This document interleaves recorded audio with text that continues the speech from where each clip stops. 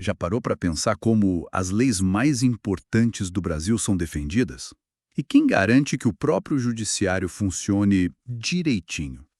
Hoje, a gente vai mergulhar em duas instituições assim super importantes, que estão lá na Constituição Federal: o Supremo Tribunal Federal, o STF, e o Conselho Nacional de Justiça, o CNJ.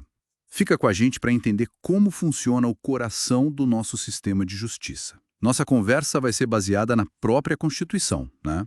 Vamos explorar como ela organiza esses órgãos, quem pode fazer parte, como são escolhidos e, claro, o que eles fazem no dia a dia. Mas, antes da gente começar essa análise mais a fundo, se esse tipo de conteúdo detalhado te ajuda, considere se inscrever aqui no canal e compartilhar. Isso ajuda demais a levar informação de qualidade para mais gente. Ok, então, vamos começar pelo topo, né? Pelo guardião máximo da nossa Constituição. O artigo 101 da Constituição Federal é ele que define o STF. São 11 ministros compondo a corte. 11 ministros, exato. E não é qualquer um que pode chegar lá, né? Não mesmo. Tem requisitos bem específicos. Precisa ser cidadão brasileiro, ter mais de 35 anos e, aqui um detalhe importante, menos de 70 anos. Essa idade máxima mudou, né? Isso mudou em 2022, com a Emenda Constitucional 122. Antes, o limite era 65, agora é 70. E, claro, precisa ter um notável saber jurídico e reputação ilibada. São termos fortes, né? Com certeza.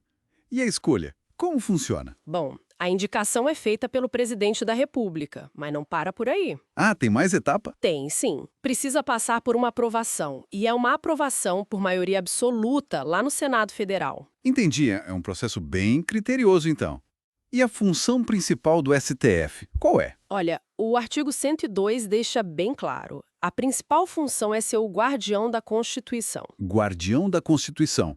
O que isso quer dizer na prática? Na prática, significa que ele tem competências muito importantes. Por exemplo, é o STF que processa e julga desde o início, sabe? O que a gente chama de competência originária. Ah, sim. A ação direta de inconstitucionalidade, a famosa AD, serve para verificar se uma lei federal ou estadual está de acordo com a Constituição. Uhum.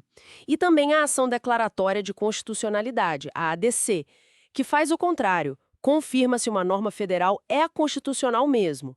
Isso veio com a emenda 3 de 93. E nesse mesmo artigo 102, tem aquela questão que sempre gera debate, né? O tal do foro privilegiado. Exato, foro por prerrogativa de função. O inciso I diz que o STF julga nas infrações penais comuns autoridades como o presidente, o vice, deputados, senadores, os próprios ministros do STF e o procurador-geral da República. É bastante gente importante. Sim, e para ministros de Estado e comandantes das Forças Armadas, o STF julga tanto infrações penais comuns quanto crimes de responsabilidade. Mas, atenção! Tem um detalhe aí? Tem. O texto diz ressalvado o disposto no artigo 52-I, ou seja, tem casos de crime de responsabilidade dessas autoridades que vão para o Senado, não para o STF. É uma exceção importante. Entendi. E, além disso, o STF também julga outras coisas, tipo habeas corpus, mandado de segurança contra atos dessas autoridades, briga entre União e Estados. Isso, e até extradição solicitada por outros países. E também, desde a Emenda 45 de 2004, ações contra o CNJ e o Conselho Nacional do Ministério Público, CNMP. Falando em recursos, o STF também funciona como instância recursal, né? Funciona. Ele julga em recurso ordinário, por exemplo, habeas corpus ou mandado de segurança, que foram negados lá nos tribunais superiores, como o STJ. Mas o mais famoso é o recurso extraordinário, certo? O RE. Sem dúvida. É o que está no artigo 102, inciso 3. Ele permite que o STF analise decisões de outros tribunais, quando a decisão contraria a Constituição ou declara uma lei federal inconstitucional ou até quando valida uma lei local que foi questionada. Mas não é qualquer caso que sobe para o STF assim, né? Ouvi falar de um filtro. Exatamente. A Emenda 45 criou um filtro muito importante lá no parágrafo 3º, a repercussão geral. Repercussão geral. O que seria isso? Basicamente, o caso precisa ter uma relevância que ultrapasse o interesse só das partes envolvidas no processo. Tem que ser uma questão constitucional, com importância social, econômica, política ou jurídica maior, sabe? Entendi.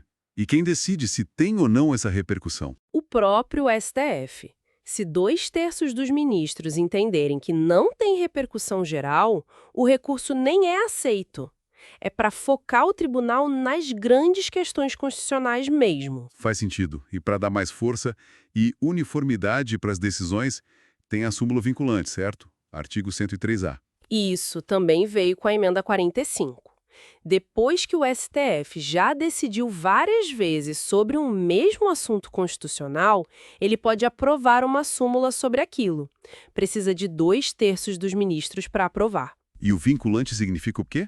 Significa que, a partir do momento que ela é publicada, essa súmula se torna obrigatória. Todos os outros juízes e tribunais e toda a administração pública têm que seguir o que está dito ali. A ideia é pacificar a interpretação da Constituição. Bem importante para a segurança jurídica, imagino. Com certeza, evita decisões contraditórias pelo país. Ok? Então vimos bastante sobre o STF, o guardião da Constituição. Agora vamos mudar um pouco o foco e falar do outro órgão, o Conselho Nacional de Justiça, o CNJ.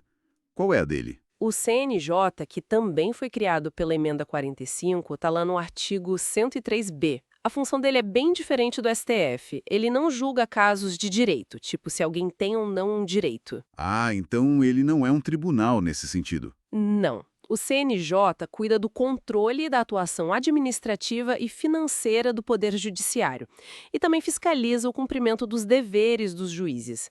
É mais um órgão de controle interno, de planejamento e de fiscalização. Entendi. E quem faz parte do CNJ? A composição é diferente também? Muito diferente. São 15 membros. Quem preside é o presidente do STF, mas tem ministro do STJ, ministro do TST, desembargador de Tribunal de Justiça, juiz federal, juiz estadual. Nossa, bem variado. Sim, e ainda tem membro do Ministério Público da União e dos Estados, 2 advogados indicados pela OAB e 2 cidadãos de notável saber jurídico, um indicado pela Câmara e outro pelo Senado. Uma mistura grande para garantir diferentes visões, imagino. E o mandato? Mandato de 2 anos. E só pode ter uma recondução. É um prazo relativamente curto. E o que exatamente o CNJ faz? Quais são as ferramentas dele? O parágrafo 4º do 103b fala das competências, né? Exato.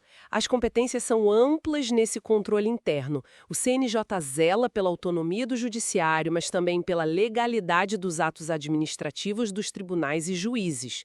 Ele recebe reclamações contra membros do judiciário, inclusive contra cartório, sabe? Ah, interessante. Pode investigar juiz, então. Pode. Ele pode receber reclamações, determinar a apuração e até mesmo avocar processos disciplinares que já estejam rolando nos tribunais. Ou seja, ele pode puxar para si a investigação e pode aplicar punições. Que tipo de punições? Sanções administrativas, como advertência, censura e até remoção compulsória ao colocar o juiz em disponibilidade. Essa última foi ajustada pela Emenda 103 de 2019. E se achar que houve crime, tem que mandar para o Ministério Público investigar. E tem um prazo para ele poder rever processos disciplinares, né? Tem sim. Um ponto importante sobre prazo. O CNJ pode rever processos disciplinares de juízes que foram julgados há menos de 1 ano, seja por iniciativa própria ou se alguém pedir. E tem uma figura lá dentro do CNJ que cuida mais dessa parte de fiscalização, de correição? Tem sim. É o ministro corregedor mencionado no parágrafo 5º. Essa função é sempre exercida pelo ministro do STJ, que está compondo o CNJ naquele período.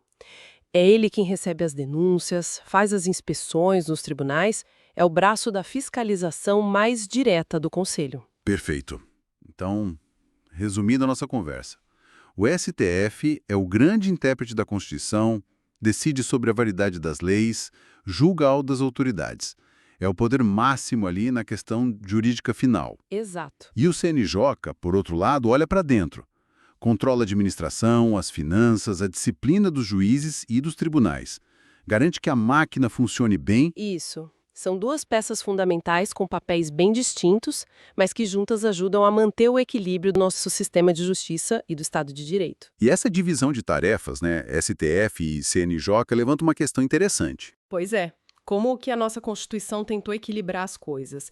De um lado, a necessidade de um judiciário forte e independente, capaz de controlar os outros poderes, e o STF é a cara disso. Uhum. E do outro lado, a necessidade de transparência, de eficiência, de controle sobre esse mesmo judiciário poderoso que é onde o CNJ entra com força.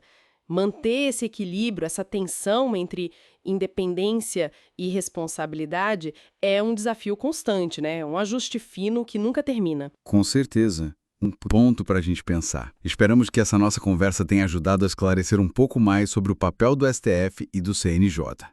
Se você curtiu essa análise, achou útil, não esquece de deixar o seu like aqui pra gente.